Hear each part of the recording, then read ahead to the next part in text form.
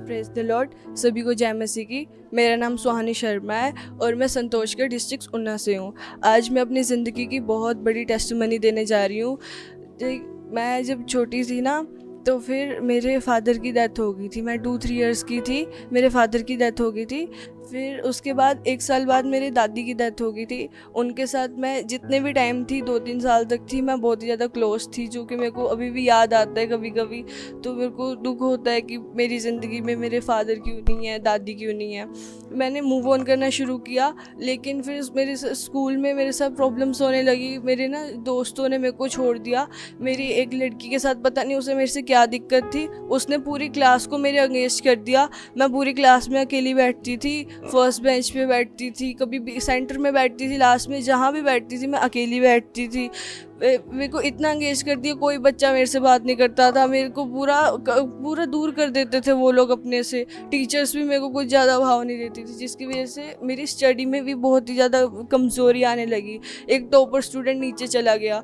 धीरे धीरे जब मैं 3rd में हुई, 4th में हुई, तो मेरे दोस्त बनना शुरू हुए, मेरे बेस्ट फ्रेंड्स बनना शुरू हुए। पर वो मेरे 6-7 महीने के लिए बनते थे, उसके बाद वो छोड़ के चले जाते थे। फिर वो कोई उनमें से मेरी एक बेस्ट फ्रेंड थी, उसने मेरा मतलब टीचर से बुरा गलत झूठा फेक एलिगेशन लगा के मेरे को इतनी मार पड़वाई थी उसने। वो मेरे को कोऑर्डिनेटर के पास ले गए थे। फिर वहाँ से फिर मैंने बहुत सॉरी मांगी, मेरी गलती भी नहीं थी, मैंने फिर भी सॉरी मांगी।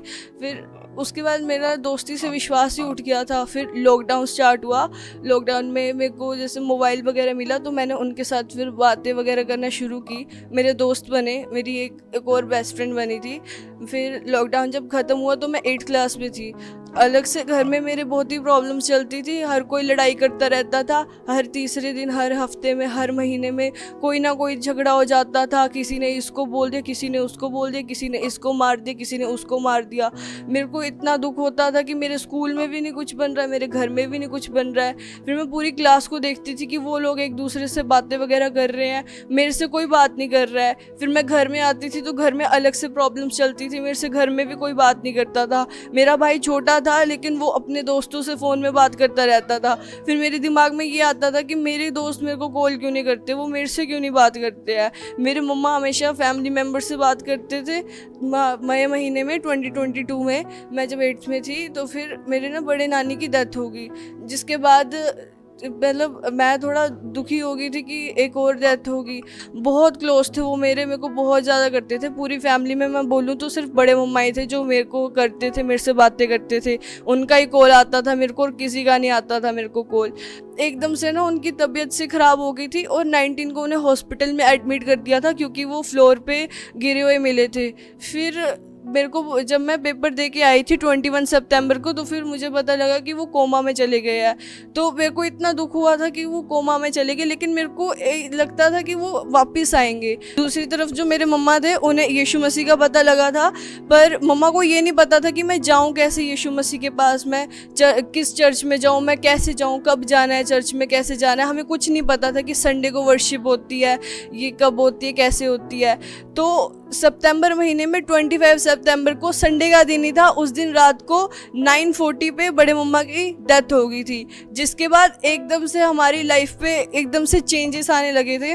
मेरे फादर के बाद ना बड़े मम्मा ही थे जिन्होंने मेरी मम्मा को बहुत संभाला था, बैक सपोर्ट दिया था। नानी मासी भी करते थे, लेकिन सबसे ज़्यादा बैक सपोर्ट बोले तो बड़े मम्मा देते थे। उन्होंने जितना भी किया था, उन्होंने बहुत किया था हमारे लिए।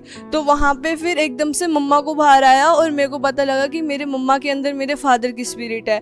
उसके बाद मेरे को इतना दुख हुआ कि मेरे खुद के फादर मेरे मम्मा की तरफ है, और वो एक ही शब्द बोल रहे थे कि मैं इन बच्चों को मार दूंगा, मैं सबको मार दूंगा। मैं उस टाइम 13 ईयर्स की थी जब मैं ये सब कुछ होते हुए देख रही थी, और मैं एक ही चीज़ सोच रही थी कि एक 13 ईयर ओल्ड की ज़िंदगी में इतना सब कुछ कैसे हो सकता है। फिर एकदम से फिर सामने से फिर मम्मा बहुत चिल्ला रहे थे, बहुत रो रहे थे, और वो चीज़ देख के मेरे को इतना दुख हो रहा था। फिर बाद में धीरे धीरे पता लगा कि जो मेरे मासी है उनके अंदर भी स्पिरिट है, जो मेरे मामू है उनके अंदर भी स्पिरिट है। मेरे को किसी के साथ अकेले रहना पसंद था, मेरे को एक कमरे में बंद होके, एक कमरे में डार्कनेस में रहना पसंद था। मेरे को इतना मेरे दिमाग पे जोर आता था। फिर मैंने खुद को मारने की कोशिश की। मैंने कहा कि बस हो गया, अब मेरे को जीना ही नहीं है। मेरे घर पे बहुत ही ज़्यादा दिक्कत आने लगी थी। फिर जैसे जो स्पिरिट्स होती थी वो इतना करती थी कि ना मेरे फैमिली के मुंह से मेरे बारे में ही बड़ी गलत गलत बातें निकलवाते थे वो।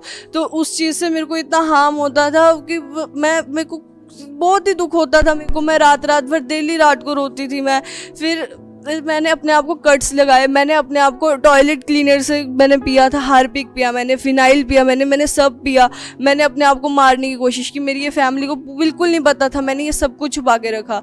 मेरे दोस्त मेरे से पूछते थे कि तेरे हाथ पे क्या हुआ है, तो मैं कहती थी कि कुछ नहीं, मेरे डॉगी ने किया है। तो फिर बाद में उन्हें पता लगा कि मैं ऐसा करती हूँ, तो वो मेरे को गुस्सा करती थी कि सुहानी तू ऐसा करती क्यों है, हम अगर तेरे साथ नहीं है तो तू हमें बताना, हम तेरे साथ रहेंगे। मैंने कहा कि मेरे को रहना ही नहीं किसी के साथ, मैं अकेले रहने डिज़र्व करती हूँ। ज़्यादा कुछ करते नहीं थे, मैं अकेली ही बैठी रहती थी। फिर उसके बाद जैसे धीरे धीरे मतलब लाइक दिसंबर गया, जनवरी गया, फरवरी गया, अभी मार्च महीने में बस मैं मर ही जाऊँ। अब मेरे जीने का कोई हक ही नहीं है। मतलब इतने नेगेटिव थॉट्स आए, मेरे पूरा पास्ट मेरे सामने रिपीट होता रहता था।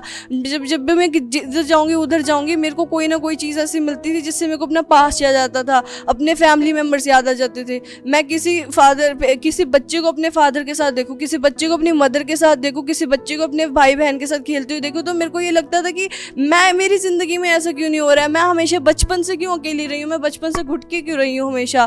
फिर मैं हमेशा ये सोचती थी कि मेरे को पता है कि मेरी फैमिली की सिचुएशंस क्या चल रही है, मेरे को टाइम नहीं देते थे, लेकिन मैं फिर भी इतना मेरे साथ ही क्यों होता है। मैं फिर उसके बाद लाइक हमें पता लगा कि पास्टर कंचन मित्तल जी आने वाले हैं यहाँ पे, तो फिर क्रूसेड है नंगल में, तो फिर हम यहाँ पे आए।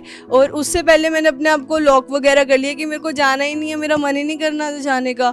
फिर जब हम इधर आए तो फिर उन्होंने मेरे ऊपर ले हैंड की थी और वो चले गए, लेकिन वो एकदम से वापस आए थे और उन्होंने मेरे को बोला कि आपको परमेश्वर बहुत ही ज़्यादा प्यार करते हैं। और वो चीज़ को सुन के मेरे को इतना रोना आया कि मैंने तो कुछ दिनों से परमेश्वर को करना ही छोड़ दिया था। मैंने बाइबल पढ़ना छोड़ दी थी, मैंने प्रेयर करना छोड़ दी थी, मैंने सब छोड़ दिया था।